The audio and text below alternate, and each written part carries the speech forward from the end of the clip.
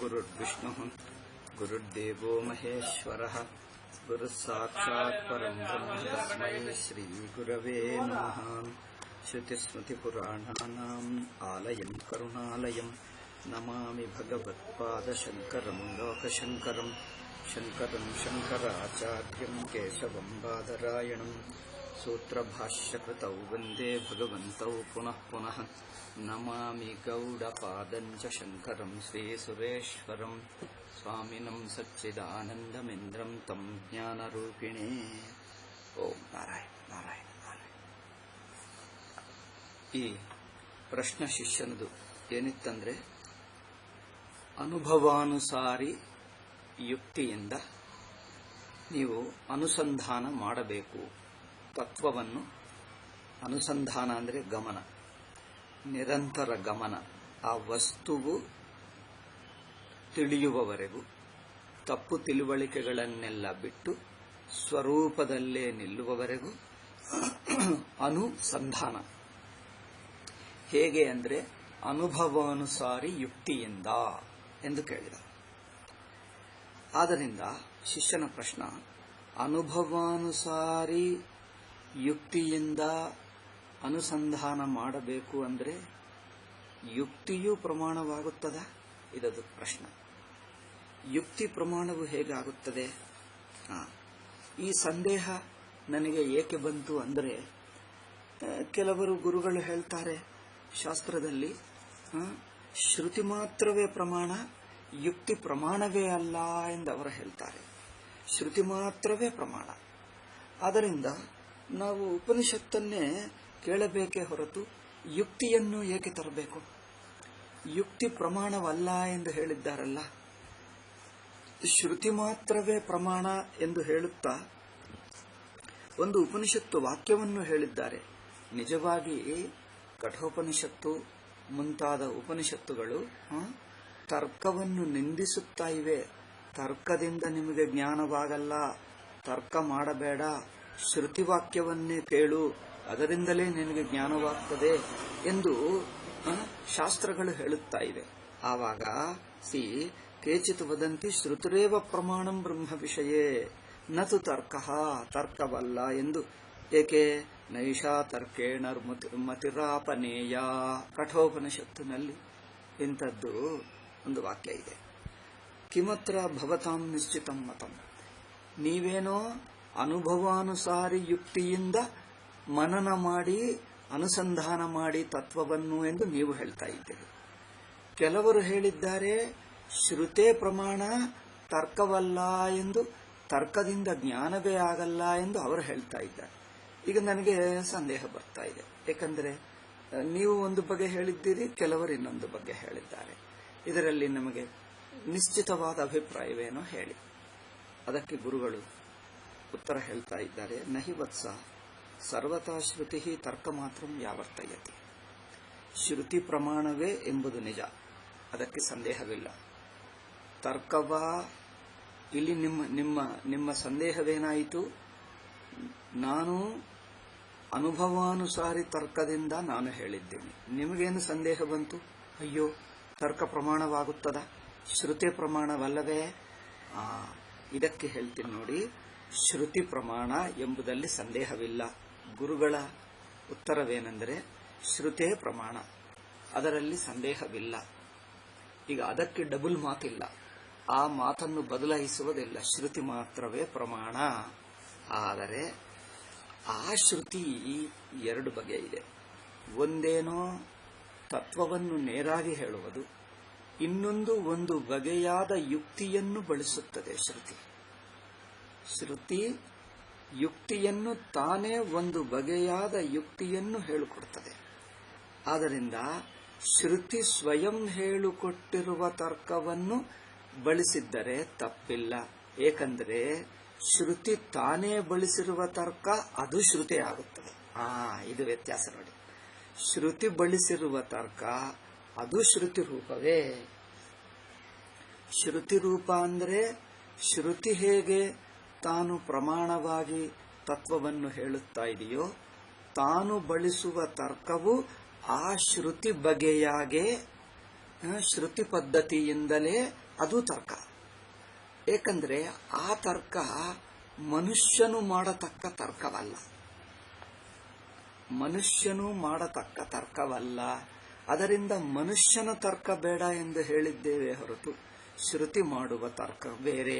ಅದಕ್ಕೆ ಹೇಳ್ತಾರೆ ನಹಿವತ್ಸ ಸರ್ವತಾ ಶ್ರುತಿ ತರ್ಕ ಮಾತ್ರ ವ್ಯಾವರ್ತಯತಿ.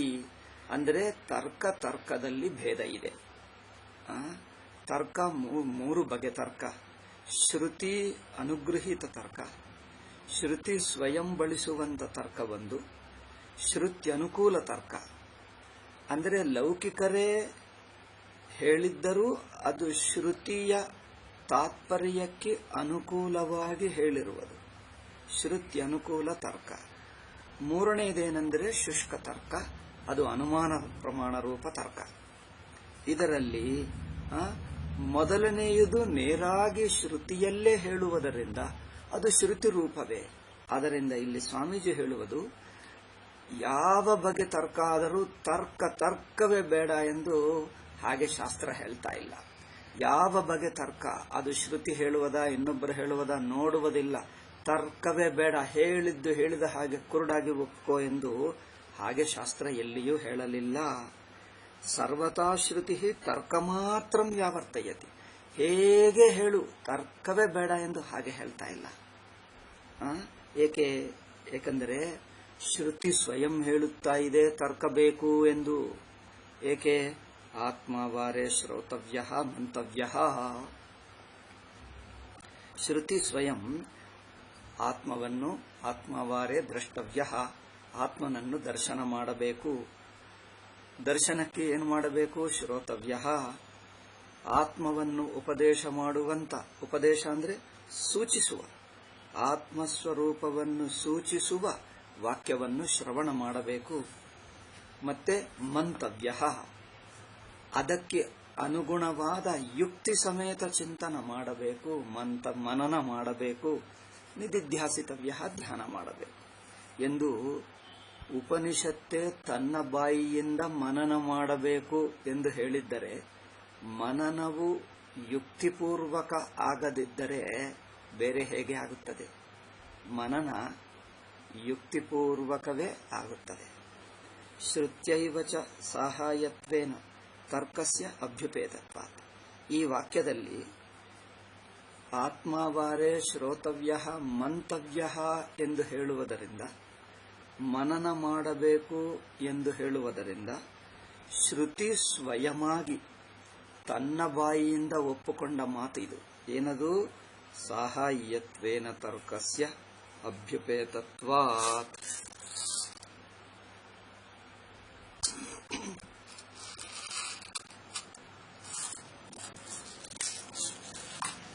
ಶ್ರುತಿ ತನ್ನ ಬಾಯಿಯಿಂದಲೇ, ತರ್ಕವು ಸಹಾಯ, ಅಂದರೆ ತರ್ಕದ ಸಹಾಯದಿಂದ ಮನನ ಮಾಡಬೇಕು ಎಂದು ತನ್ನ ಬಾಯಿಯಿಂದಲೇ ಶ್ರುತಿ ಒಪ್ಪುಕೊಂಡಿದೆ.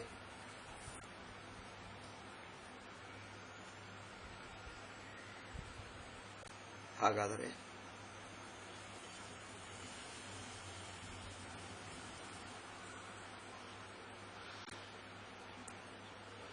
ನೈಷಾ ತರ್ಕೇಣ ಮತಿರಾಪನೇಯ. ನೀವೊಂದು, ಗುರುಗಳು ಹೇಳ್ತಾ ಇದ್ದಾರೆ ಶಿಷ್ಯನನ್ನು, ನೀವೊಂದು ಉಪನಿಷತ್ತು ವಾಕ್ಯವನ್ನು ಉದಾಹರಿಸಿದ್ದಿ ನೋಡಿ. ನೈಷಾ ತರ್ಕೇಣ ಮತಿರಾಪನೇಯ, ತರ್ಕದಿಂದ ಈ ತತ್ವಜ್ಞಾನವು ಉಂಟಾಗಲ್ಲ ಎಂದು ವಾಕ್ಯವನ್ನು ಉದಾಹರಿಸಿದ್ದು, ತರ್ಕವು ಬೇಡ ಎಂದು, ತರ್ಕವು ಸಾಧನವಲ್ಲ ಎಂದು ತರ್ಕವನ್ನು ನಿರಾಕರಿಸುವುದು ಕಂಡುಬರ್ತಾ ಇದೆ ನೋಡಿ. ನಿರಾಕರಣಂತು ಉತ್ಪ್ರೇಕ್ಷಾರೂಪಸ್ಯ ಕೇವಲಸ್ಯ ತರ್ಕಸ್ಯ. ಇಲ್ಲಿ ನಿರಾಕರಿಸಿದ್ದು ನಿಜ, ಆದರೆ ಆ ನಿರಾಕರಿಸಿರುವ ತರ್ಕ ಯಾವ ತರಹ ತರ್ಕ ಅಂದರೆ ಕೇವಲ ತರ್ಕ, ಉತ್ಪ್ರೇಕ್ಷ ರೂಪ ತರ್ಕ ಅಂದರೆ ಕಲ್ಪನಾ ರೂಪ ತರ್ಕ. ಜನರು ಅನುಭವಾನುಸಾರವಾಗಿ ನೋಡಲ್ಲ, ಕಲ್ಪನಾ ರೂಪ ಏನೋ ಊಹಿಸಿಕೊಂಡು ಹಾಗಾಗಬಹುದಲ್ಲವೇ, ಹೀಗಾಗಬಹುದಲ್ಲವೇ, ಹೀಗಾದರೆ ಹೀಗೇಕೆ ಆಗ್ತದೆ, ಅದೇಕೆ ಆಗ್ತದೆ, ಏನೇನೋ ಊಹಿಸಿಕೊಂಡು ಒಬ್ಬನು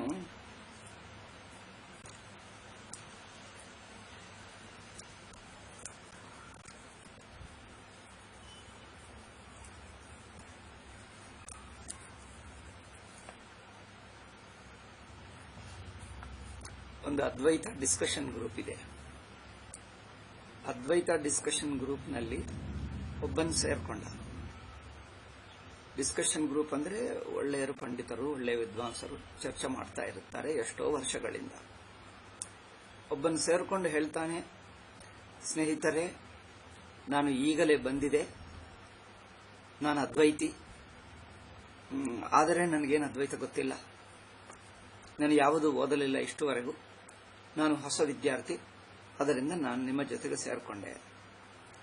ಮಿಕ್ಕ ಜನರು ಹೇಳಿದ್ದಾರೆ, ಸ್ವಾಗತ, ನಿನಗೆ ಸ್ವಾಗತ ಬಾ ಎಂದು.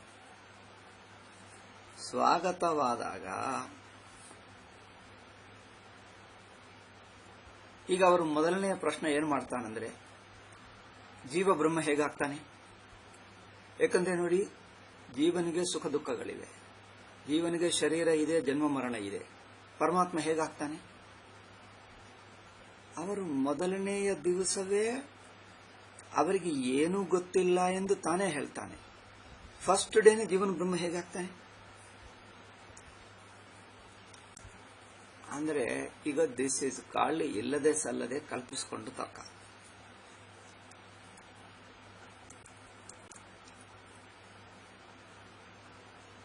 ಆಗಲ್ಲ ಎಂದವನ ವಾದನ. ಅಂದರೆ ಶಾಸ್ತ್ರ ಹೇಳಿದ ವಿಷಯವು ಒಂದು ದೃಷ್ಟಿ ಬೇರೆ ಇರುತ್ತದೆ, ಯಾವ ದೃಷ್ಟಿಯಿಂದ ಹೇಳುತ್ತಾ ಇದೆ ಅದು ತಿಳ್ಕೊಳ್ಳಬೇಕು. ಅದಿಲ್ಲದೆ ಸುಮ್ಮನೆ ಕಲ್ಪನೆ ಮಾಡ್ತಾರೆ. ಅದಕ್ಕೋಸ್ಕರ ಇಲ್ಲಿ ನಿರಾಕರಣಂತು ಉತ್ಪ್ರೇಕ್ಷಾರೂಪಸ್ಯ ಕೇವಲಸ್ಯ ತರ್ಕಸ್ಯ, ಜನರು ಸುಮ್ಮನೆ ಕಲ್ಪಿಸಿಕೊಂಡಿರುವ, ಊಹಿಸಿಕೊಂಡಿರುವ ತರ್ಕದಿಂದ ಅಲ್ಲ, ಸುಮ್ಮನೆ ಊಹಿಸಬೇಡಿ ಎಂದು ಆ ತರಹ ತರ್ಕವನ್ನು ನಿರಾಕರಣ ಮಾಡಿದೆ ಅಷ್ಟೇ. ಏಕೆಂದರೆ ಇಲ್ಲಿ ಭಾಷಿತಂಚ ಪೂಜ್ಯಪಾದೈ, ಭಾಷ್ಯಕಾರರೇ ಸ್ವಯಂ ಇಲ್ಲಿ ಹೇಳಿದ್ದಾರೆ ನೋಡಿ, ಯಸ್ಮಾನ್ ನಿರಾಗಮಾಃ ಪುರುಷೋತ್ಪ್ರೇಕ್ಷಾ ಮಾತ್ರ ನಿಬಂಧನಾಃ ತರ್ಕಾಃ ಅಪ್ರತಿಷ್ಠಿತಾ ಭವಂತಿ ಉತ್ಪ್ರೇಕ್ಷಾಯಾಃ ನಿರಂಕುಶತ್ವಾತ್. ನಿರಾಗಮಾಃ, ಆಗಮ ಅಂದರೆ ಶ್ರುತಿ, ಶ್ರುತಿಯಲ್ಲಿ ಹೇಳದೇ ಇರುವ ತರ್ಕಗಳು. ಉಪನಿಷತ್ತಿನಲ್ಲಿ ಶ್ರುತಿಯಲ್ಲಿ ಶ್ರುತಿಗಿಂತ ಹೊರಗಿನ ತರ್ಕಗಳು ಎಂದರ್ಥ. ಶ್ರುತಿಯಲ್ಲಿ ಪ್ರತಿಪಾದಿತವು ಅಲ್ಲ, ಶ್ರುತಿಗಿಂತ ಹೊರಗೆ, ಶ್ರುತಿ ಸಂಬಂಧವಿಲ್ಲದೆ ಹೊರಗಿನ ತರ್ಕಗಳು ಅಂದರೆ ಯಾವುವು? ಪುರುಷೋತ್ಪ್ರೇಕ್ಷಾ ಮಾತ್ರ ನಿಬಂಧನ. ಉತ್ಪ್ರೇಕ್ಷ ಅಂದರೆ ಮನುಷ್ಯನು ಕಲ್ಪಿಸಿಕೊಂಡಿರುವ, ಸ್ಪೆಕ್ಯುಲೇಟ್ ಮಾಡಿರುವ ಎಂದು ಹೇಳ್ತಾರೆ ನೋಡಿ, ಅಂತ ತರ್ಕ. ಅಪ್ರತಿಷ್ಠಿತ ಭವಂತಿ, ಆ ತರ್ಕಕ್ಕೆ ಒಂದು ನಿಶ್ಚಯವಾಗಲ್ಲ. ಏಕೆಂದರೆ ಯಾರು ಯಾವ ಬಗೆಯಿಂದಲೂ ತರ್ಕ ಮಾಡಬಹುದು, ಯಾರು ಯಾವ ಸೈಡ್ನಿಂದಲೂ ಸುಮ್ಮನೆ ಊಹಿಸಿಕೊಳ್ಳಬಹುದು. ತರ್ಕ ಅಪ್ರತಿಷ್ಠಿತ ಭವಂತಿ, ಪ್ರತಿಷ್ಠಾ ಆಗಲ್ಲ. ಪ್ರತಿಷ್ಠಾ ಅಂದರೆ ಒಂದು ನಿಶ್ಚಯ, ಕೊನೆಗಾಣುವುದಿಲ್ಲ. ಆ ತರ್ಕವನ್ನು ಯಾವ ಬಗೆಯಾದರೂ ಯಾವ ಸೈಡ್ನಿಂದಾದರೂ ಹೇಳಬಹುದು. ಏಕೆಂದರೆ ಉತ್ಪ್ರೇಕ್ಷಾಯಾಹ ನಿರಂಕುಶತ್ವ, ಕಲ್ಪಿತ ತರ್ಕಕ್ಕೆ ಅಂಕುಶವಿಲ್ಲ. ಅಂಕುಶ ಅಂದ್ರೆ ಒಂದು ನಿಯಮ ಇಲ್ಲ, ಒಂದು ಏನು ಹೇಳ್ತೀವಿ, ಕಂಟ್ರೋಲ್ ಇಲ್ಲ, ನಿಗ್ರಹ ಇಲ್ಲ, ನಿಯಮ ಇಲ್ಲ, ನಿಗ್ರಹವಿಲ್ಲ. ಹೇಗೆ ತೋರಿದರೆ, ಹೇಗೆ ಮನಸ್ಸು ಕನಸಿದ್ದರೆ ಆ ತರಹ ಮಾತಾಡಿಬಿಡಬಹುದು. ಅದರಿಂದ ಕಲ್ಪಿತ ತರ್ಕಕ್ಕೆ ಹೊಂದಲ್ಲ, ಇದರ್ಥವಾಗಲ್ಲ ಎಂದು. ಆದರೆ ಶ್ರುತಿ ಒಪ್ಪಿಕೊಂಡಿರುವ ತರ್ಕ ಯಾವ ತರಹ ಅದು? ಮನನ ಮಾಡುವುದರಲ್ಲಿ ಆತ್ಮವಾರೇ ಮಂತವ್ಯ, ಮನನ ಮಾಡುವುದರಲ್ಲಿ ಒಪ್ಪುಕೊಂಡಿದೆ ಶಾಸ್ತ್ರ. ಆ ತರ್ಕ ಯಾವ ತರಹ ತರ್ಕ ಅಂದರೆ, ಯದಪಿ ಶ್ರವಣ ವ್ಯತಿರೇಕೇಣ ಮನನಂ ವಿದದತ್ ಶಬ್ದ ಏವ ತರ್ಕಮಪಿ ಆದರ್ತವ್ಯಂ ದರ್ಶಯತಿ ಇತ್ಯುಕ್ತಂ. ಮನನವೇ ಶ್ರವಣವಲ್ಲದೆ, ಶ್ರೋತವ್ಯ ಮಂತವ್ಯ ಎಂದು ವಾಕ್ಯದಲ್ಲಿ ಶ್ರವಣವೇ ಅಲ್ಲದೆ ಮನನವೂ ಮಾಡಬೇಕು ಎಂದು ಒಪ್ಪಿಕೊಳ್ಳುವುದರಿಂದ, ಮನನವೂ ಮಾಡಬೇಕು ಎಂದು ಹೇಳುತ್ತಾ ಶ್ರುತಿ ಸ್ವಯಂ ತನ್ನ ಬಾಯಿದಿಂದ ಪರ್ಮಿಷನ್ ಕೊಟ್ಟಿತು. ಏನು? ತರ್ಕಮಪಿ ಆದರ್ತವ್ಯಂ ದರ್ಶಯತಿ. ತರ್ಕವೂ ಆಧರಿಸತಕ್ಕದ್ದೇ, ತರ್ಕವೂ ಸಹ ಆಧರಿಸತಕ್ಕದ್ದೇ. ಅಂದರೆ ಇಲ್ಲಿ ತರ್ಕವೂ ಸಹ ಅವಲಂಬಿಸತಕ್ಕದ್ದೇ. ಅಯ್ಯೋ, ಮೊದಲು ತರ್ಕ ಬೇಡ ಎಂದು ಹೇಳಿ ಮತ್ತೆ ಒಪ್ಕೊಳ್ತಾ ಇದೆ ಅಂದರೆ ಏನೋ ತರ್ಕದಲ್ಲಿ ವ್ಯತ್ಯಾಸ ಇದೆ ಅನಿಸುತ್ತಾ ಇದೆ. ತನ್ನ ಬಾಯಿದಿಂದಲೇ ತರ್ಕ ಬೇಡ ಎಂದು ಹೇಳಿ ಮತ್ತೆ ತಾನು ತರ್ಕ ಬೇಕು ಎಂದು ಒಪ್ಕೊಳ್ತಾ ಇದ್ದರೆ, ಹೇಳುವ ಬಗೆಯಲ್ಲಿ ತರ್ಕದಲ್ಲಿ ಏನೋ ಎರಡನೆಯ ಬಗೆ ಇದೆ, ಮತ್ತೊಂದು ಬಗೆ ಇದೆ ಅನಿಸುತ್ತಾ ಇದೆ.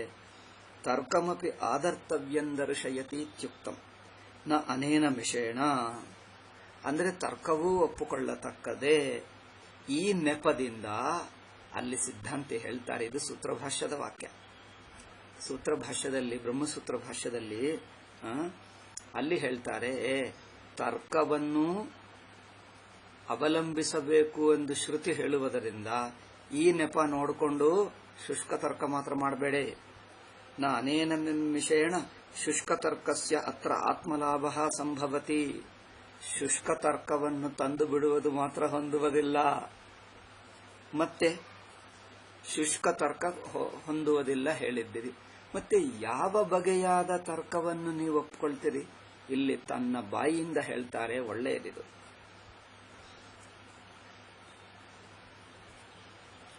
ಇದು ಒಂದು ಪಾಯಿಂಟ್.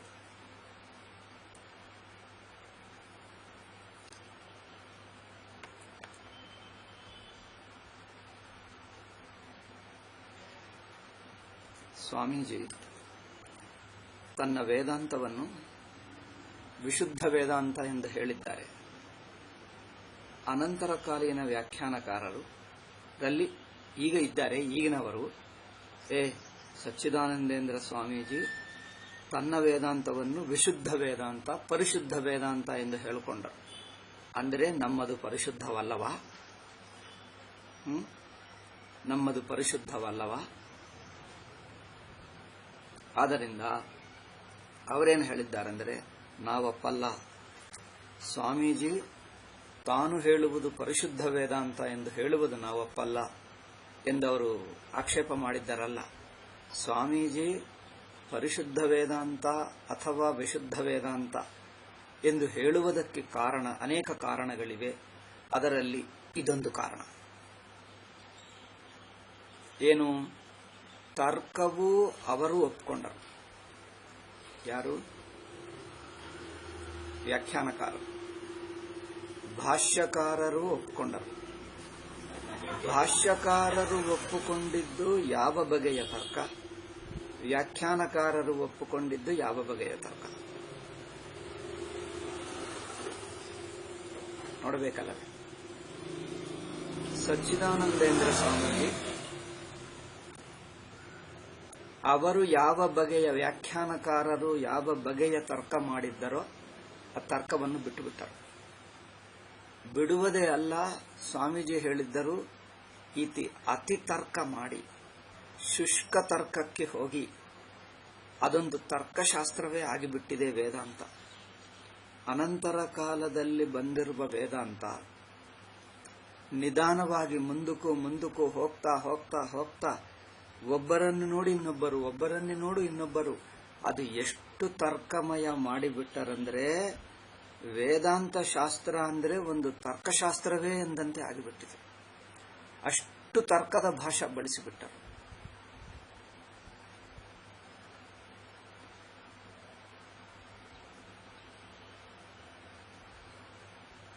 ವೇದಾಂತವನ್ನು ನೋಡಿದ್ದರೆ ಉಪನಿಷತ್ತಿನಲ್ಲಿರುವುದು ನಿಜವಾದ ಶುದ್ಧ ವೇದಾಂತ. ಉಪನಿಷತ್ತಿನಲ್ಲಿರುವುದು ಶುದ್ಧವಾದ ವೇದಾಂತ. ಉಪನಿಷತ್ತು ನಂತರ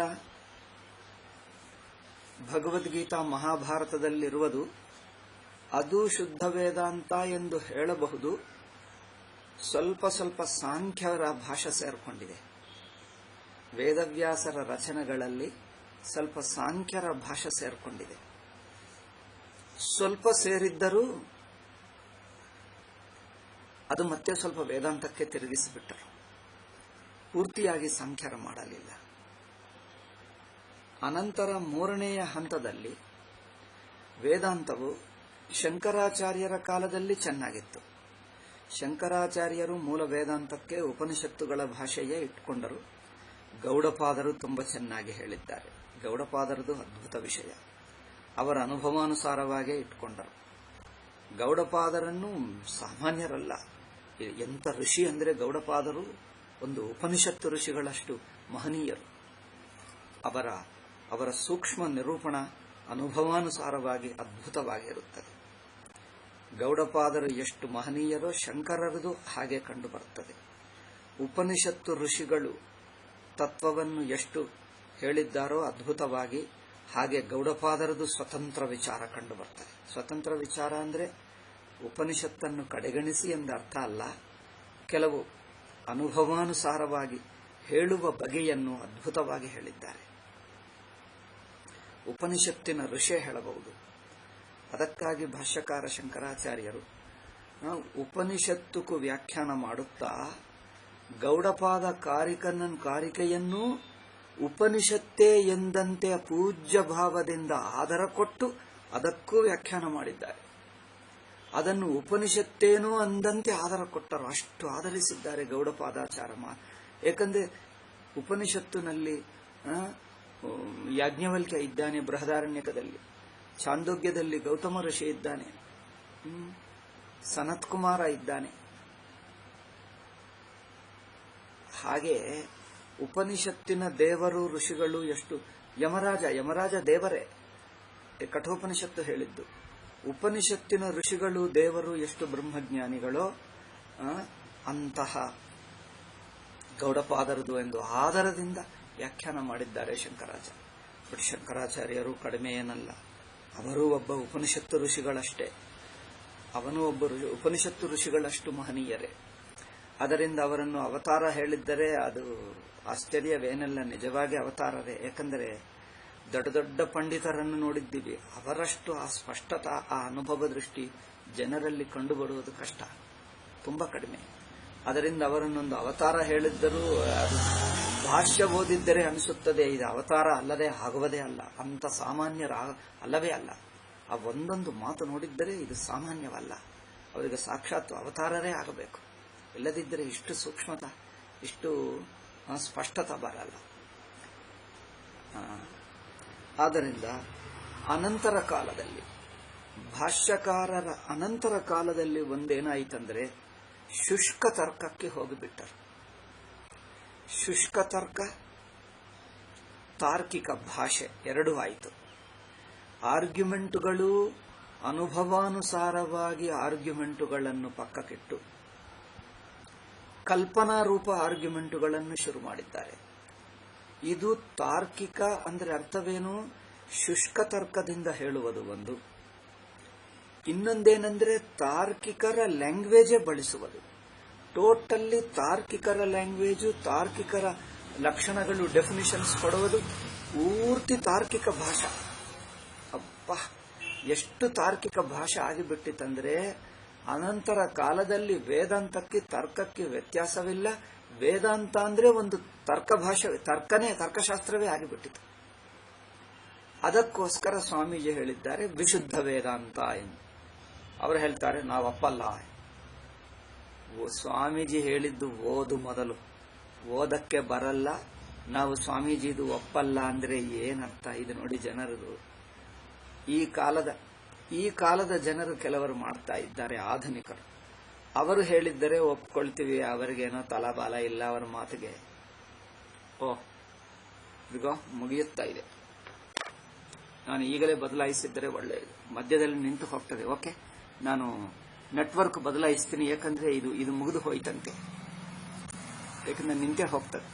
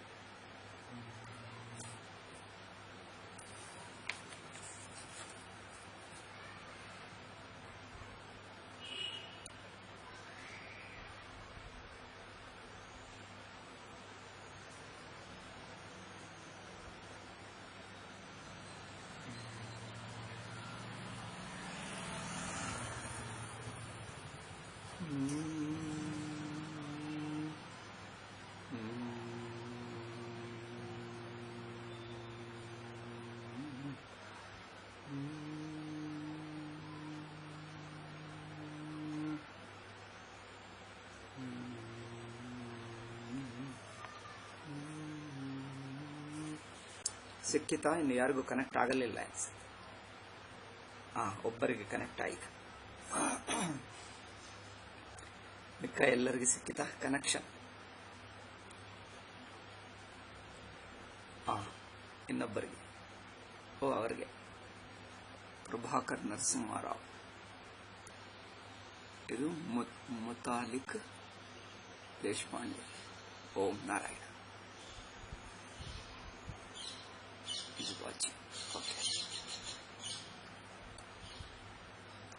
ಹೇಳಬಹುದಾ? ಎಲ್ಲರಿಗೂ ಸಿಕ್ಕಿತಾ? ಸಿಕ್ಕಿತು. ಕೆಲವರಿಗೆ ಸಿಕ್ಕಿತು.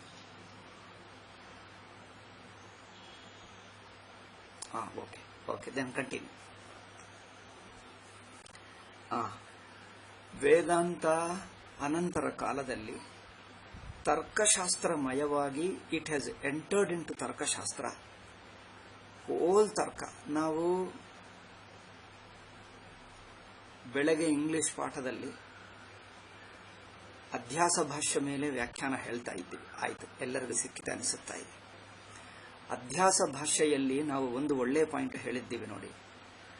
ಆತ್ಮ ಅನಾತ್ಮರು ಪರಸ್ಪರ ಸ್ವಭಾವದಲ್ಲಿ ವಿರುದ್ಧವಾಗಿರುವಾಗ ಅನ್ಯೋನ್ಯ ಅಧ್ಯಾಸ ಹೇಗೆ ಆಗುತ್ತದೆ? ಅಸಂಭವವಲ್ಲವೇ? ಅಧ್ಯಾಸ ಈಸ್ ಸರ್ವಥಾ ಅನುಪಪತ್ತಿ, ಅಸಂಭವ. ಅಸಂಭವವಾದ ಅಧ್ಯಾಸ ಇದೆ ಎಂದು ಹೇಗೆ ಹೇಳಬಹುದು ಎಂದು ಪ್ರಶ್ನೆ ಮಾಡ್ತಾನೆ. ಅದಕ್ಕೆ ವ್ಯಾಖ್ಯಾನಕಾರರು ಯಾವ ತರಹ ಉತ್ತರ ಕೊಟ್ಟಿದ್ದಾರೆ? ಅಸಂಭವವನ್ನು ಅಸಂಭವವಾಗಿದ್ದರೂ ಸಂಭವವಾಗುತ್ತದೆ ಎನ್ನುವುದಕ್ಕೆ ಒಂದು ಫ್ಯಾಕ್ಟರ್, ಒಂದು ಅಂಶ. ಒಂದಾನೊಂದು ಪದಾರ್ಥ ಇದೆ, ಆ ಪದಾರ್ಥದಿಂದ ಇದು ಅಸಂಭವವಾಗಿದ್ದರೂ ಸಂಭವವಾಗುತ್ತದೆ ಎಂದು ಹೊರಟು ಬಿಟ್ಟರು. ಅಂದರೆ ಈಗ ಇದೇ ಶುಷ್ಕ ತರ್ಕ ಎಂದು ಸ್ವಾಮೀಜಿ ಹೇಳಿದ್ದು. ಈ ಕಾರಣದಿಂದಲೇ ಇದು ಭಾಷ್ಯಕಾರರ ವೇದಾಂತವಲ್ಲ, ಇದು ಅಪರಿಶುದ್ಧ ವೇದಾಂತ ಎಂದು. ಅಂದರೆ ಇದು ತರ್ಕಶಾಸ್ತ್ರವಾಯಿತು. ಅಪರಿಶುದ್ಧ ಏಕೆ ಅಂದರೆ ನೀವು ತಾರ್ಕಿಕರ ಶೈಲಿಯಲ್ಲಿ ಮಾತಾಡ್ತಾ ಇದ್ದೀರಿ, ತಾರ್ಕಿಕರ ಬಗೆಯಾಗಿ ಮಾತಾಡ್ತಾ ಇದ್ದೀರಿ. ವೇದಾಂತವು ಅನುಭವಾನುಸಾರಿ ಹೇಳುವುದಾದರೆ ನೇರಾಗಿ ಅನುಭವವನ್ನೇ ಪ್ರಸ್ತಾವನೆ ಮಾಡಬೇಕು. ನಾವು ಬೆಳಗಿನ ಪಾಠದಲ್ಲಿ ಹೇಳಿದ್ದೀವಲ್ಲ, ಭಾಷ್ಯಕಾರರು ಏನು ಹೇಳಿದ್ದಾರೆ? ಅನ್ಯೋನ್ಯ ಅಧ್ಯಾಸ ಹೊಂದಲ್ಲ ಅಂದರೆ ಹೊಂದುತ್ತದೋ ಅಲ್ಲವೋ, ಯುಕ್ತಿಯಿಂದ ಸಂಭವವಾ ಅಲ್ಲವಾ ನಾವು ನೋಡಲ್ಲ. ಅಧ್ಯಾಸ ಇದೆ ಅನುಭವದಲ್ಲಿ ಅಷ್ಟೇ. ಅಧ್ಯಾಸ ಅನುಭವದಲ್ಲಿ ಇದ್ದನ್ನು ಎತ್ತಿ ತೋರಿಸ್ತಾ ಇದ್ದಾರೆ. ಅದರ ಪ್ರಾಬಬಿಲಿಟಿ, ಅದರ ಸಂಭಾವನೆಯನ್ನು ಸಿದ್ಧಪಡಿಸ್ತಾ ಇಲ್ಲ. ಸಂಭಾವನೆಯನ್ನು ಸಿದ್ಧಪಡಿಸುವುದು ತರ್ಕಶಾಸ್ತ್ರ. ಓಕೆ, ಲಾಜಿಕಲ್ಲಿ ಪ್ರಾಬಬಿಲಿಟಿಯನ್ನು ಎಸ್ಟಾಬ್ಲಿಷ್ ಮಾಡುವುದು ತಾರ್ಕಿಕ. ಲಾಜಿಕಲ್ ಪ್ರಾಬಬಿಲಿಟಿ ನೋಡಬೇಕಾಗಿಲ್ಲ. ಒಂದು ವಸ್ತುವು ಅನುಭವದಲ್ಲಿ ಇದೋ ಇಲ್ಲವೋ ಅಷ್ಟೇ. ಅಧ್ಯಾಸ ಅನುಭವದಲ್ಲಿ ಇದೋ ಇಲ್ಲವೋ, ಇದ್ದರೆ ತೋರಿಸು, ತೋರಿಸಕ್ಕಾಗಲ್ಲ ಅಂದ್ರೆ ಇಲ್ಲ ಅಷ್ಟೇ. ನೋಡಿ ಎಷ್ಟು ನೇರಾಗಿದೆ ಭಾಷ್ಯಕಾರರ ಮಾತು. ಇದು ವಿಶುದ್ಧ ವೇದಾಂತ. ಅಧ್ಯಾಸ ತಪ್ಪು ತಿಳುವಳಿಕೆ ಅನುಭವದಲ್ಲಿ ಇದೋ ಇಲ್ಲವೋ, ಇದ್ದರೆ ಎಲ್ಲಿದೆ ತೋರಿಸು, ಮುಗಿಯುತ್ತದೆ. ತೋರಿಸಕ್ಕಾಗಲ್ಲ, ಇಲ್ಲ, ಆಯ್ತಲ್ಲ, ಎಷ್ಟೇ ನೇರಾಗಿ. ಅನುಭವದಲ್ಲಿ ಇದೋ ಇಲ್ಲವೋ, ಮತ್ತೊಂದ್ಸಲ ಹೇಳ್ತೀನಿ ನೋಡಿ. ಅಧ್ಯಾಸ ತಪ್ಪು ತಿಳುವಳಿಕೆ ಅನುಭವದಲ್ಲಿದೆ, ತೋರಿಸು, ಆಯ್ತಲ್ಲ, ತೋರಿಸಿದೆ. ತೋರಿಸಕ್ಕಾಗ್ತಾ ಇಲ್ಲ ಅಂದ್ರೆ ಅನುಭವದಲ್ಲಿ ಇಲ್ಲ, ಇಲ್ಲದಿದ್ದರೆ ಇಲ್ಲ, ಮುಗೀತು ಅಷ್ಟೇ. ಅವ್ರೇನು ಹೇಳ್ತಾರ ಗೊತ್ತಾ, ಅನುಭವದಲ್ಲಿ ಇದ್ದನ್ನು ತೋರಿಸುವುದು ಪಕ್ಕಕ್ಕಿಟ್ಟು ಮೊದಲು ಅಂಥದ್ದು ಇರುವುದು ಸಂಭಾವನಾ ಇದೆ, ಸಾಧ್ಯತೆ ಇದೆ. ಆ ಸಾಧ್ಯತವನ್ನು ನಾವು ತರ್ಕದಿಂದ ನಿರೂಪಿಸ್ತೀವಿ. We try to establish its possibility, its probability. ಅಂಥದ್ದು ಇರತಕ್ಕದ್ದು, ಇರಬಹುದು, ಇರುವ ಸಾಧ್ಯತೆ ಇದೆ. ಅಧ್ಯಾಸ ಇರಬಹುದು, ಇರತಕ್ಕದ್ದು, ಇರುವ ಸಾಧ್ಯತೆ ಇದೆ. ಇದೇನಪ್ಪ? ಅನುಭವದಲ್ಲಿ ಇದ್ದೋ ಇಲ್ಲವೋ ನೇರಾಗಿ ತೋರಿಸಪ್ಪ ಅಂದರೆ ಇರುವ ಸಾಧ್ಯತೆ ಇದೆ, ಇರಬಹುದು, ಇರುವ ಸಾಧ್ಯತೆ ಇದೆ, ಇರತಕ್ಕದ್ದು ಎಂದು. ಈ ತರ್ಕವನ್ನೆಲ್ಲ ಏಕೆ ತರುವುದು?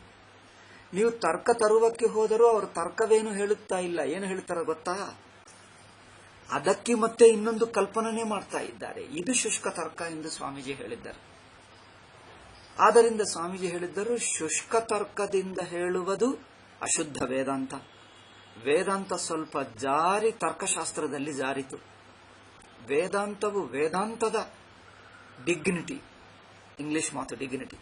ವೇದಾಂತವು ವೇದಾಂತದ ಗಾಂಭೀರ್ಯ, ವೇದಾಂತದ ಶುದ್ಧತೆ ರಕ್ಷಿಸಿಕೊಳ್ಳದೆ ತರ್ಕಶಾಸ್ತ್ರ ಶೈಲಿಗೆ ಹೋಗಿ ತರ್ಕಶಾಸ್ತ್ರ ಬಗೆಯಿಂದ, ತರ್ಕದ ಭಾಷೆಯಿಂದ ಮಾತಾಡ್ತಾ ಇದೆ. ಅದು ವೇದಾಂತ ಆಗಲ್ಲ. ಅಧ್ಯಾಸ ಹೊಂದಬಹುದು, ಅಧ್ಯಾಸ ಆಗುವ ಸಾಧ್ಯತೆ ಇದೆ ಎನ್ನುವುದಕ್ಕೆ ಏನಪ್ಪ ತರ್ಕ ಅಂದರೆ, ಯಾವುದೋ ಒಂದು ವಸ್ತುವಿದೆ, ಆ ವಸ್ತುವಿನಿಂದ ಇದು ಆಗಬಹುದು, ಆ ವಸ್ತುವೇ ಇದೆ ಎನ್ನುವುದೇ ಕಾರಣವೇನು? ಇದು ನೋಡಿ, ಅಧ್ಯಾಸ ಆಗುವ ಸಾಧ್ಯತೆ ಇದೆ, ಆಗಬಹುದು ಎನ್ನುವುದಕ್ಕೆ ಒಂದು ಫ್ಯಾಕ್ಟರ್ ತೋರಿಸ್ತಾರೆ, ಒಂದು ಕಾರಣ. ಫ್ಯಾಕ್ಟರ್ ಅಂದ್ರೆ ಒಂದು ಕಾರಣ. ಆ ಕಾರಣವೇ ಇದೆ ಎನ್ನುವುದಕ್ಕೆ ಪ್ರಮಾಣವೇನು ಅಂದ್ರೆ, ಅದಿಲ್ಲದಿದ್ದರೆ ಅಧ್ಯಾಸ ಆಗಲ್ಲ. ಅಧ್ಯಾಸ ಆಗುವುದಕ್ಕೆ ಒಂದು ಕಾರಣ ಇರಬೇಕು, ಆ ಕಾರಣ ಇಲ್ಲದಿದ್ದರೆ ಇದು ಆಗಲ್ಲ. ಎರಡು ತರ್ಕಗಳು ಅನ್ಯೋನ್ಯಾಶ್ರಯ ದೋಷ. ಅದು ಇದೆ ಎಂದು ಒಪ್ಪಿಕೊಂಡರೆ ಇದಾಗುತ್ತದೆ, ಇದಾಗಬೇಕು ಅಂದರೆ ಅದಿರಬೇಕು. ಎರಡು ಶುಷ್ಕ ತರ್ಕಗಳೇ. ಇದೇ ತರ್ಕ ಸ್ವಾಮೀಜಿ ವೇದಾಂತದ ಶುದ್ಧತೆಯನ್ನು ನಾಶ ಮಾಡಿ, ಗೌಡಪಾದರು ಹೇಳಲಿಲ್ಲ, ಭಾಷ್ಯಕಾರರು ಹೇಳಲಿಲ್ಲ, ಸುರೇಶ್ವರರು ಹೇಳಲಿಲ್ಲ. ಅವರು ನೇರಾಗಿ ಅನುಭವದಲ್ಲಿ ಇದೋ ಇಲ್ಲವೋ, ನೇರ ಪ್ರಶ್ನ. ಇದ್ದರೆ ತೋರಿಸು, ತೋರಿಸಕ್ಕಾಗಲ್ಲ, ಇಲ್ಲ, ಸ್ಟ್ರೇಟ್. ಇದು ಶುದ್ಧ ವೇದಾಂತ. ನಾವು ಬೆಳಗಿನ ಪಾಠದಲ್ಲಿ ಹೇಳಿದ್ದೇವೆ ಅಲ್ಲವೇ? ಈಗ ಇದನ್ನು ಇರುವ ಸಾಧ್ಯತೆ, ಅಧ್ಯಾಸ ಇರುವ ಸಾಧ್ಯತೆ ಇದೆ. ಸಾಧ್ಯತವು ಹೇಗೆ? Logical probability. ತರ್ಕದಿಂದ ಇರಬಹುದು, ಇರತಕ್ಕದ್ದು, ಇರುವ ಸಾಧ್ಯತೆ ಇದೆ ಎಂದು ಮೊದಲು ಸಾಧ್ಯತೆಯನ್ನು, ಸಂಭಾವನೆಯನ್ನು, ಪ್ರಾಬಬಿಲಿಟಿಯನ್ನು ಸಿದ್ಧಪಡಿಸ್ತೀವಿ. ಪ್ರಾಬಬಿಲಿಟಿ ಏಕಪ್ಪ, ಇದೋ ಇಲ್ಲವೋ ನೇರಾಗಿ ತೋರಿಸಪ್ಪ ಅಂದರೆ, ಅವನು ಉದಾಹರಣೆ ಹೇಳಿದ್ದು ನೋಡಿ, ಅವನು ಬಂದಿದ್ದನ ಅಲ್ಲವಾ ನೋಡು. ಅವರು ಬಂದಿದ್ದರೆ ಇಲ್ಲೇ ಕೂತಿರ್ತಾರೆ, ಇಲ್ಲಿಲ್ಲ ಅಂದ್ರೆ ಬಂದಿಲ್ಲ ಎಂದಷ್ಟೇ. ಮನೆಗೆ ಬಂದನ ಅಲ್ಲವಾ ನೋಡು, ಬಂದರೆ ಇಲ್ಲೇ ಕಂಡು ಬರ್ತಾನೆ, ಬಂದಿಲ್ಲ ಅಂದ್ರೆ ಮನೆಗೆ ಬಂದಿಲ್ಲ. ಅವರಲ್ಲ, ಅವ್ರೇನು ಹೇಳ್ತಾನೆ ಗೊತ್ತಾ? ಅವರು ಬರುವ ಸಾಧ್ಯತೆ ಹೇಗಿದೆ? ಮೊದಲು ಬಸ್ಸುಗಳು ನಡೆಯುತ್ತಾ ಇದೆಯಾ, ಕಾರ್ಗಳು ನಡೆಯುತ್ತಾ ಇದೆಯಾ, ಪೊಲೀಸ್ ಅನುಮತಿ ಕೊಡ್ತಾ ಇದೆಯಾ, ಈಗ ಅದು ಮಾತಾಡ್ತಾರೆ. ಅಯ್ಯೋ ಅದೆಲ್ಲ ಏಕಪ್ಪ, ಬಂದಿದ್ದನ ಅಲ್ಲವಾ ಇಲ್ಲೇ ನೇರಾಗಿ ನೋಡು, ಇದ್ದರೆ ಕಂಡು ಬರ್ತಾನೆ, ಕಂಡು ಬಂದಿಲ್ಲ ಅಂದ್ರೆ ಇಲ್ಲ ಅಷ್ಟೇ. ಅದಲ್ಲ, ಮೊದಲು ಬರುವ ಸಾಧ್ಯತೆ ಇದೋ ಇಲ್ಲವೋ ಅದು ತರ್ಕದಿಂದ. ಅದು ನಮ್ಮ ಕೈಯಲ್ಲಿಲ್ಲ. ಅಲ್ಲಿ ರೋಡ್ನಲ್ಲಿ ಬಿಡುತ್ತಾ ಇದ್ದಾರೋ ನಮಗೇನು ಗೊತ್ತು? ಯಾರು ಹೋಗಿ ನೋಡಕ್ಕಾಗ್ತದೆ?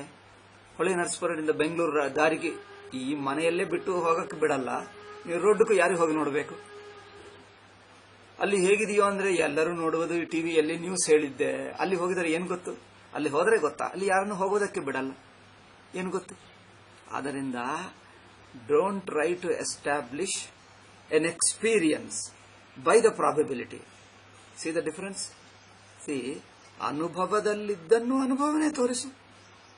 ಅದು ಬಿಟ್ಟು ಅನುಭವದಲ್ಲಿ ಇದ್ದದ್ದನ್ನು ನೇರಾಗಿ ತೋರಿಸುವುದು ಬಿಟ್ಟು ಆ ಅನುಭವವನ್ನು ನಂತರ ತೋರಿಸ್ತೀನಿ. ಮೊದಲು ಅದು ಇರುವ ಸಾಧ್ಯತೆ ಇದೆಯಾ, ಪ್ರಾಬಬಿಲಿಟಿ ಮಾತಾಡೋಣ. ಪ್ರಾಬಬಿಲಿಟಿ ಏಕಪ್ಪ ತರ್ಕ. ನಾನು ಪ್ರವಚನ ಮಾಡ್ತಾ ಇದ್ದೀನ ಅಲ್ಲವಾ, ನಾನು ಮಾತಾಡ್ತಾ ಇದ್ದೀನ ಅಲ್ಲವಾ? ಯಾರೋ ಪ್ರಶ್ನೆ ಹೇಳ್ತಾರೆ, ಗುರುಗಳೇ ನೀವಿಲ್ಲಿ ಕುಳಿತುಕೊಂಡು ಮಾತಾಡ್ತಾ ಇದ್ದೀರಾ, ನಿಮಗೆ ಕಂಡು ಬರ್ತಾ ಇದೆ, ಮಾತು ಕೇಳಿಸ್ತಾ ಇದೆ, ಅದೇ ಪ್ರೂಫ್. ಇದಕ್ಕಿಂತ ದೊಡ್ಡ ಪ್ರೂಫ್ ಬೇಕಾ?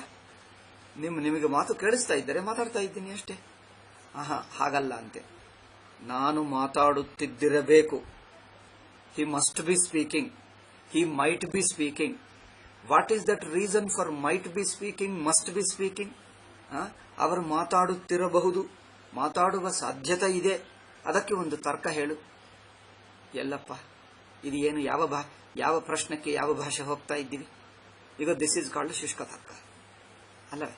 ಕಾಲ್ಪನಿಕ ತರ್ಕ, ಕಾಲ್ಪನಿಕ ಕಾರಣ. ತರ್ಕ ಅಂದರೆ ಕಾರಣ, ಕಾಲ್ಪನಿಕ ಕಾರಣ ತೋರಿಸುವುದು, ಅದರ ಸಾಧ್ಯತೆ ಇರಬಹುದು, ಇರತಕ್ಕದ್ದು ಎನ್ನುವುದು. ಇದ್ದ ಇಲ್ಲವ ನೇರಾಗಿ ನೋಡು. ಇದು ನಿಮಗೆ ಸಣ್ಣದೆನಿಸುತ್ತಾ ಇದೆ. ಈ ತರಹ ಒಂದು ಕಡೆ ಎರಡು ಕಡೆ ಅಲ್ಲ, ಅನೇಕ ಕಡೆ ಜಾರಿ ಜಾರಿ ಜಾರಿ ಹೋದರು. ಯಾರೋ ಒಬ್ಬರು, ಆಫ್ಟರ್ ಆಲ್ ಮನುಷ್ಯ ದೋಷ ಇರುತ್ತದೆ ನೋಡಿ.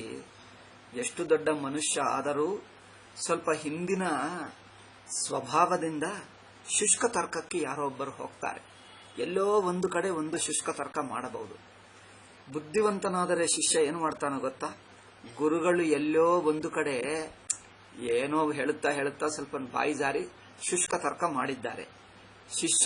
ಶಿಷ್ಯನಿದ್ದರೆ ಏನು ಮಾಡ್ತಾನೆ? ಇದು ಗುರುಗಳು ಸ್ವಲ್ಪ ಅವರಿಗೆ ಶಿಷ್ಯರಿಗೆ ಅರ್ಥವಾಗಲಿ ಎಂದು ಸ್ವಲ್ಪ ತರ್ಕವನ್ನು ಬಳಸಿದ್ದಾರೆ ಎಂದು ಹೇಳಿ ಬಿಟ್ಟು ಬಿಡಬೇಕು. ಅದನ್ನೇ ಮುಂದಿನ ಜನರು ಅನುಯಾಯಿಗಳಾಗಿ ಅದನ್ನೇ 10 ಜನರು ರಿಪೀಟ್ ಮಾಡಬಾರದು. ಅದು ತಪ್ಪು ತರ್ಕ, ಅದು ಬಳಸಬಾರದು. ಏನೋ ಗುರುಗಳು ಹೇಳಿದ್ದಾರೆ ಎಂದು ಅಲ್ಲೇ ಹೇಳಿಬಿಟ್ಟು ನಮಸ್ಕಾರ ಮಾಡಿ ಮುಂದುವರಿಯು ಅಷ್ಟೇ.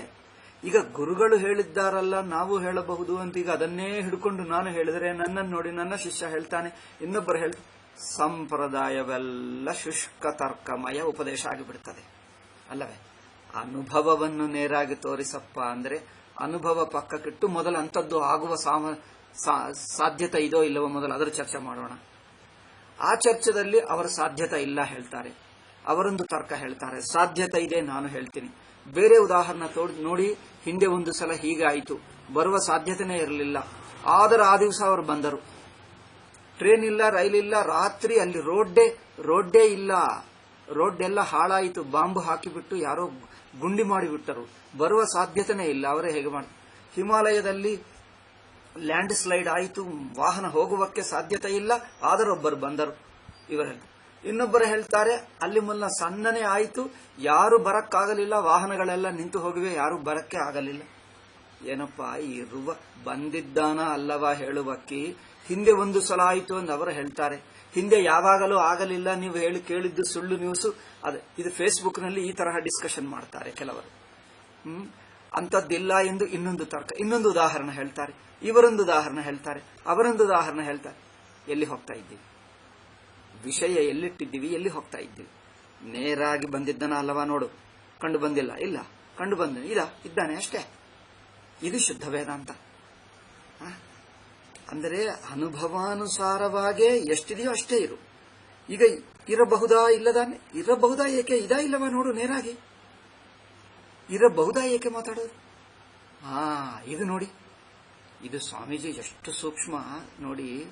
ಒಂದು ಸಂಪ್ರದಾಯದಲ್ಲಿ ತಪ್ಪು ಪದ್ಧತಿ ಸೇರಿಕೊಂಡರೆ ಎಲ್ಲರೂ ಅದೇ ಪದ್ಧತಿ ಮಾತಾಡುವ ಅಭ್ಯಾಸ ಆಗಿಬಿಡುತ್ತದೆ. ಎಲ್ಲರೂ ಅದೇ ಪದ್ಧತಿ ಮಾತಾಡ್ತಾರೆ. ಒಬ್ಬರು ಆ ಪದ್ಧತಿ ಪಕ್ಕಕ್ಕಿಟ್ಟು ಮಾತಾಡಬೇಕಂದ್ರೆ ಅವರಿಗೆ ಎಷ್ಟು ತಿಳುವಳಿಕೆ ಬೇಕು, ಎಷ್ಟು ಸ್ವಾತಂತ್ರ್ಯ ಥಿಂಕಿಂಗ್ ಇರಬೇಕು. ಸ್ವಾಮೀಜಿ ವ್ಯಾಖ್ಯಾನಕಾರರಲ್ಲಿರುವಂತ ಈ ಕನ್ಫ್ಯೂಸ್ಡ್ ಥಿಂಕಿಂಗ್ ಅಲ್ಲ, ಪಕ್ಕಕ್ಕಿಟ್ಟು ತಾನು ಸ್ವತಂತ್ರವಾಗಿ ಮತ್ತೆ ಭಾಷ್ಯಕ್ಕೆ ಬಂದರು. ಅದರಿಂದ ಸ್ವಾಮೀಜಿ ನಾನು ಹೇಳುವುದು ವಿಶುದ್ಧ ವೇದಾಂತ ಎಂದು ಹೇಳಿಕೊಂಡರು. ತಪ್ಪೇನು? ಅವರಿಗೆ ಆಕ್ಷೇಪ, ಅವ್ರನ್ನ ಒಪ್ಪಲ್ಲ ಹೇಳ್ತಾರೆ. ಏಕಪ್ಪ, ಏನು ಹೇಳುತ್ತಾ ಇದ್ದೀವೋ ಅರ್ಥವಾಗ್ತಾ ಇಲ್ಲ ಪಂಡಿತರಿಗೆ. ಅವರು ದೊಡ್ಡ ಪಂಡಿತರೇ, ನಾವು ಅಪಮಾನ ದೃಷ್ಟಿಯಿಂದ ಹೇಳುತ್ತಾ ಇಲ್ಲ, ಪಾಪ ಅವ್ರು ನೋಡ್ತಾ ಇಲ್ಲ ಎಂದು ಹೇಳುವುದು. ಅವರು ದೊಡ್ಡ ಪಂಡಿತರೇ, ಆದರಣೀಯರೇ, ನಮಗೂ ನಿಮಗೂ ಎಲ್ಲರಿಗೂ ಆದರಣೀಯರೇ. ಆದರೆ ಈ ವಿಷಯ ಮೇಲೆ ಪಾಪ ಗಮನ ಏಕೆ ಕೊಡ್ತಾ ಇಲ್ಲ? ಅನಾವಶ್ಯಕ ಆಗ್ರಹ ಮಾಡ್ತಾ ಇದ್ದಾರೆ ತಪ್ಪು ವಿಷಯಕ್ಕೆ. ಏಕೆ? ಸ್ವಾಮೀಜಿ ಹೇಳಿದ್ದು ವಿಶುದ್ಧ ವೇದಾಂತ ಅಂದರೆ ಅದು ನೋಡು, ಭಾಷ್ಯಕಾರರು ಹೇಳಿದ್ದು ಅಧ್ಯಾಸ ಸಂಭವ. ನಾನಿದು ಬೆಳಗ್ಗೆ ಹೇಳಿದ್ದೀನಿ ಇಂಗ್ಲಿಷ್ನಲ್ಲಿ, ನೀವು ಗಮನಿಸಿರಬಹುದು. ಅದು ನೋಡಿ ಮತ್ತೊಂದು ಸಲ ಬ್ರೀಫ್ಲಿ ಹೇಳ್ತೀನಿ.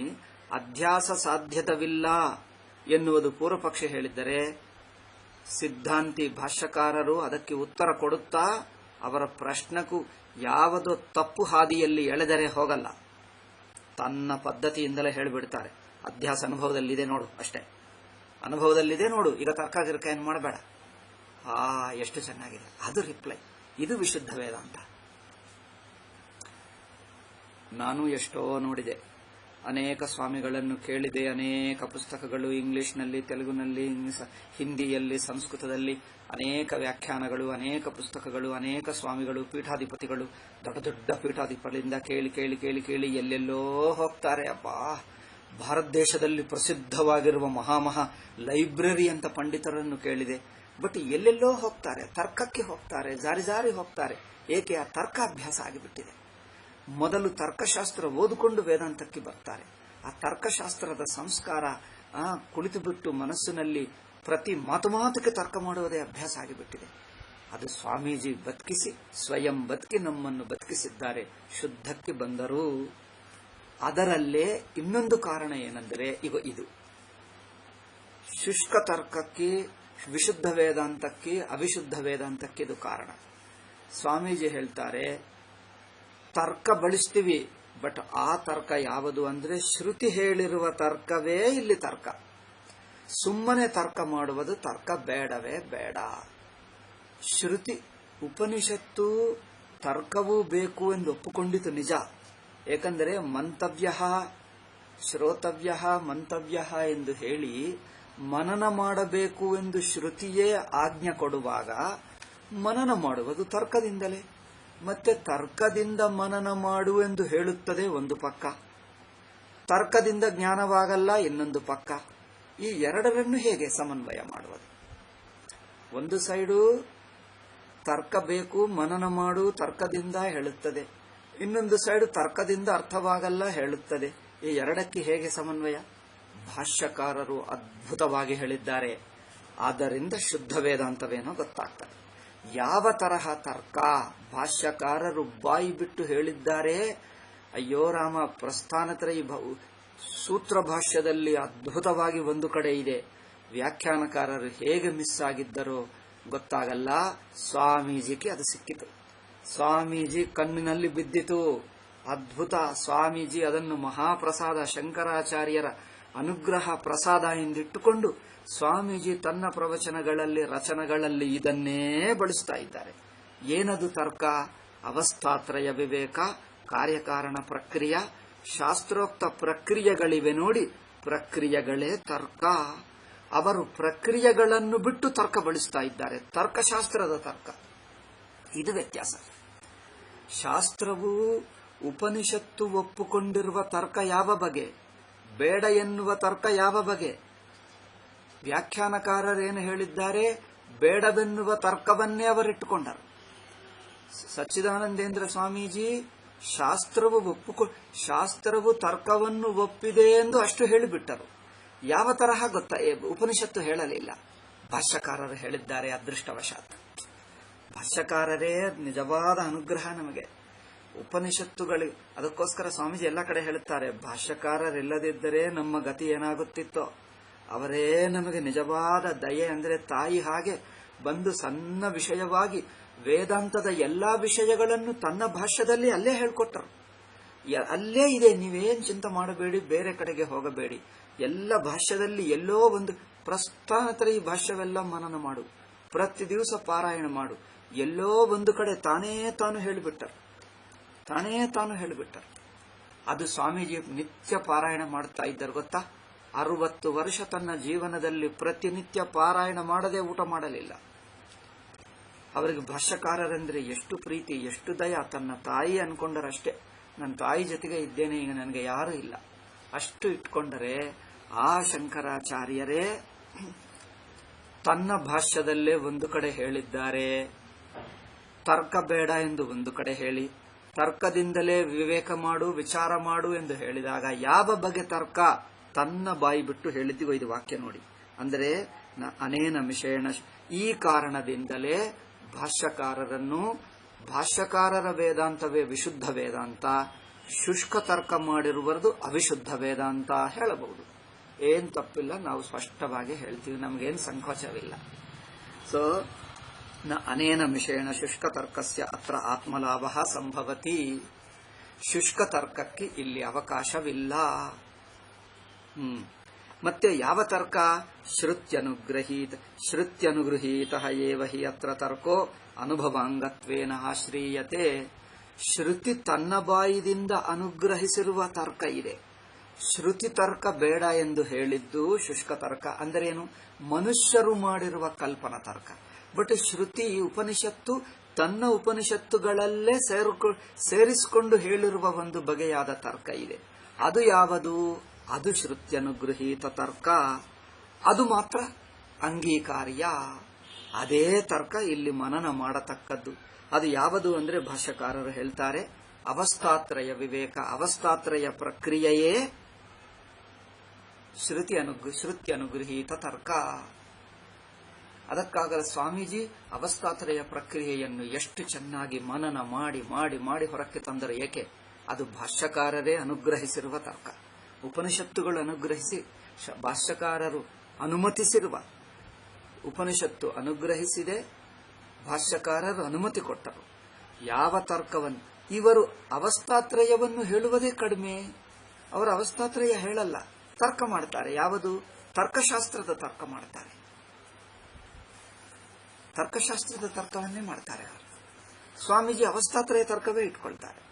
ಅದಕ್ಕಾಗಿ ಕೆಲವರು ಹೇಳ್ತಾರೆ, ಅಬ್ಬಾ ಸಚ್ಚಿದಾನಂದ ಸ್ವಾಮೀಜಿ ಅನುಯಾಯಿಗಳು ಮತ್ತೆ ಮತ್ತೆ ಅವಸ್ಥಾತ್ರಯ, ಕನಸು, ಸುಷುಪ್ತಿ, ಎಚ್ಚರ ಕಡೆಯೇ ಹೇಳ್ತಾರೆ, ಬೇರೆ ಉಪನಿಷತ್ತೇ ಹೇಳ್ತಾ ಇದೆ, ಭಾಷ್ಯಕಾರರು ಹೇಳಿದ್ದಾರೆ.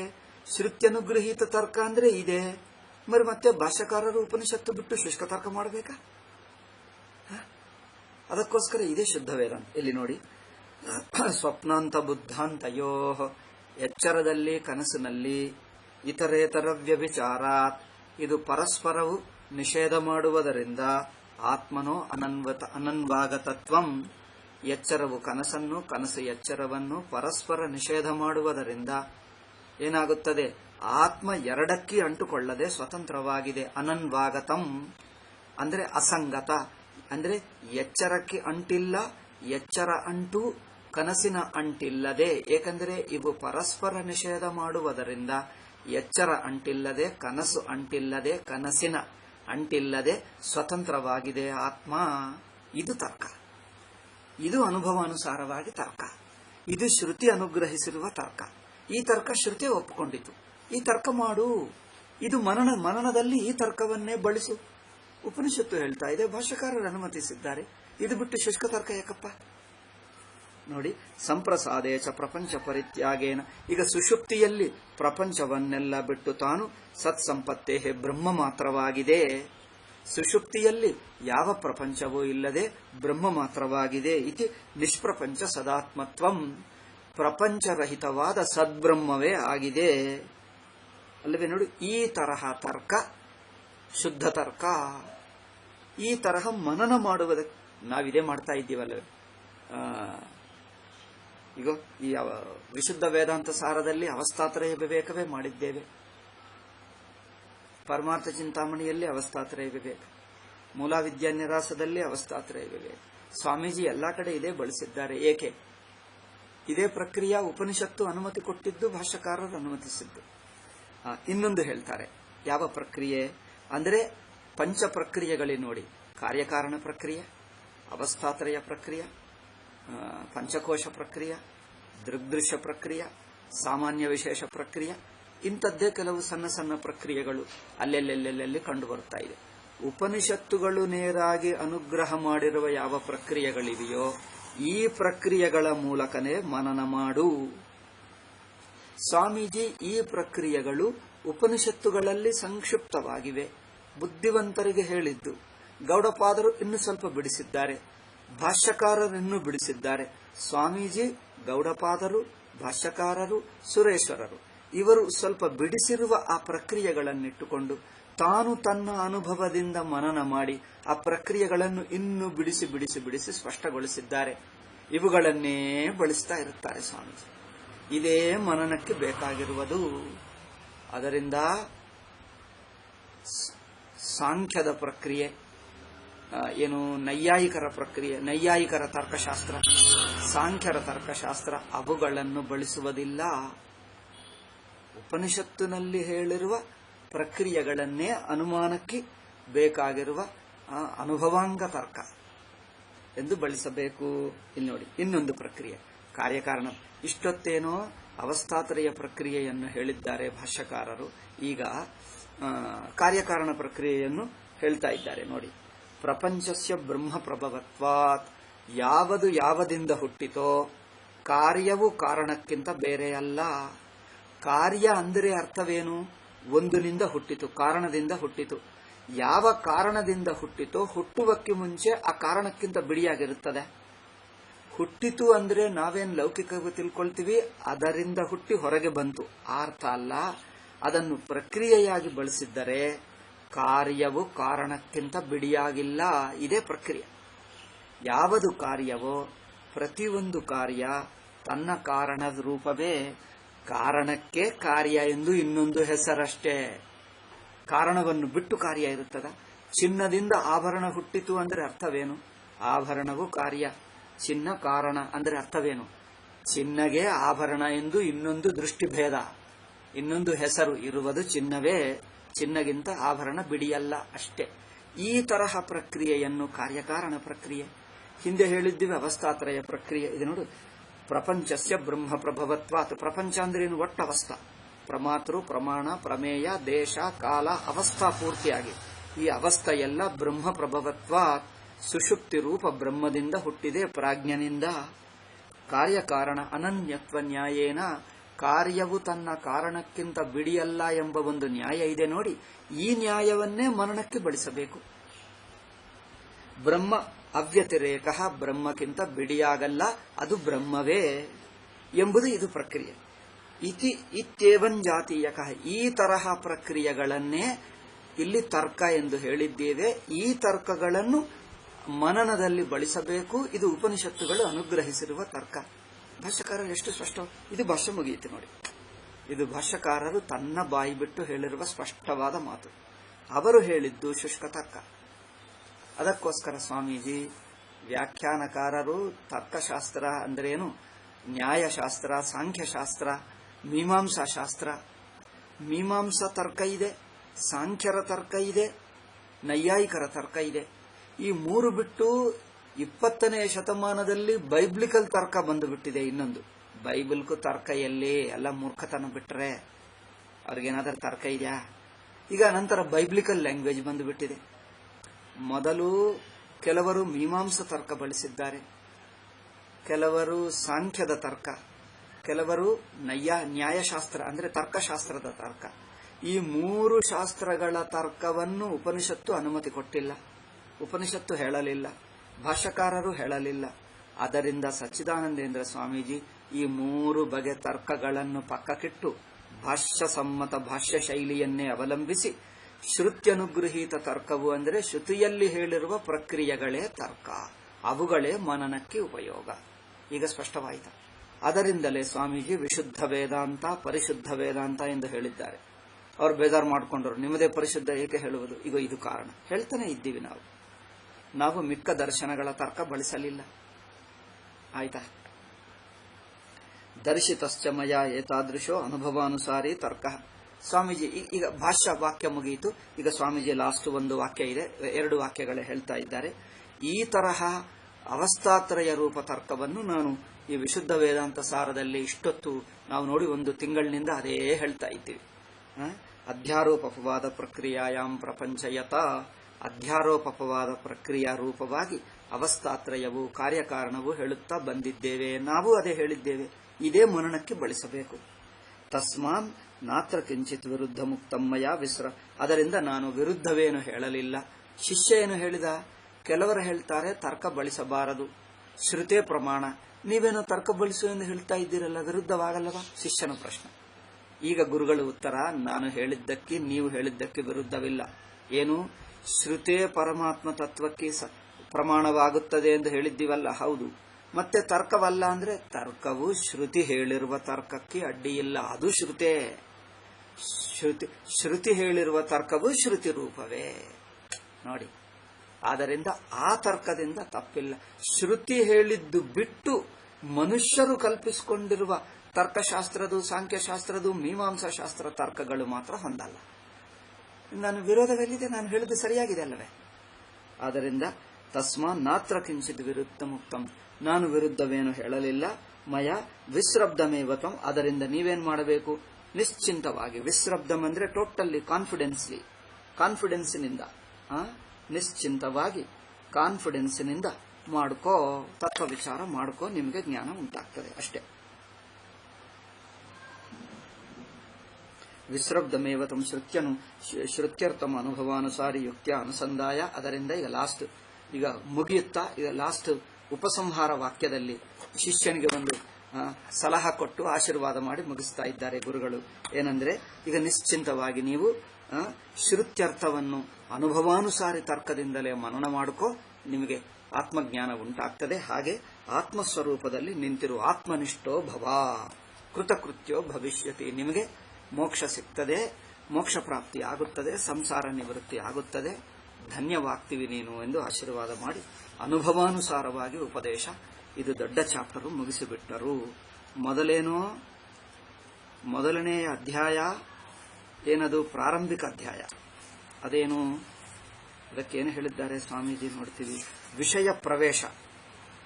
ಮೊದಲನೆಯದು ವಿಷಯ ಪ್ರವೇಶ, ಎರಡನೆಯದು ಅನುಭವಾನುಸಾರವಾದಿ ಉಪದೇಶ. ಸೊ ಇದರಲ್ಲಿ 4 ಅಧ್ಯಾಯಗಳಿವೆ. 4 ಮನಪ್ರಧಾನ, ಇಂದ್ರಿಯ ಪ್ರಧಾನ, 5 ಅಧ್ಯಾಯಗಳಿವೆ. 5 ಅಧ್ಯಾಯಗಳಲ್ಲಿ ಈ 2 ದೊಡ್ಡ ಅಧ್ಯಾಯಗಳು.